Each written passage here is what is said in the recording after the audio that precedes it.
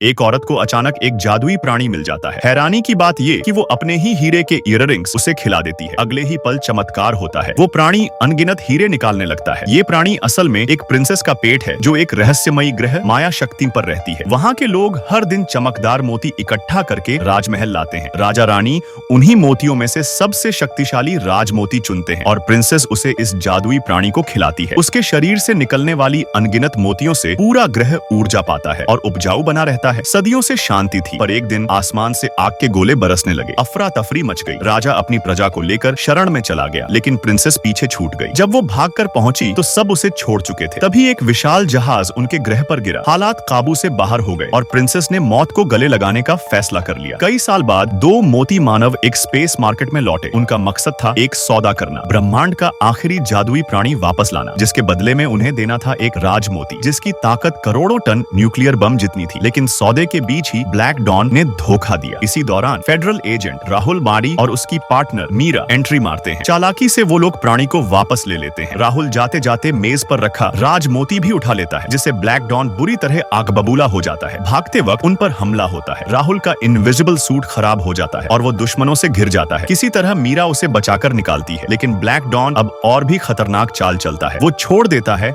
अपना सबसे भयंकर दैत्य, जो सीधा उनकी फ्लाइंग कार पर टूट पड़ता है। जबरदस्त छेद शुरू होती है। कार टूटने ही वाली होती है कि राहुल और मीरा टाइम पर स्पेसशिप में कूदकर बच निकलते हैं, मगर दैत्य पीछा नहीं छोड़ता और जहाज पर चढ़ जाता है। राहुल तेजी से लाइट स्पीड ऑन करता है, जिससे वो दैत्य अंतरिक्ष में फेंक दिया जाता है। आखिरकार मीरा उस जादुई प्राणी को एक बॉक्स से बाहर निकालती है। छोटा सा मासूम जानवर, लेकिन उसकी ताकत अकल्पनीय। वो उसे साफ करती है और फिर राहुल मजाक में कहता है, चलो इसे खिलाते हैं। प्राणी जैसे ही हीरे निगलता है, उसके शरीर से लगातार हीरे और ऊर्जा बरसने लगते हैं। अब राहुल उस राजमोती को मशीन में रखता है और पता चलता है उसमें इतनी शक्ति है जो पूरी आकाशगंगा का नक्शा बदल सकती है।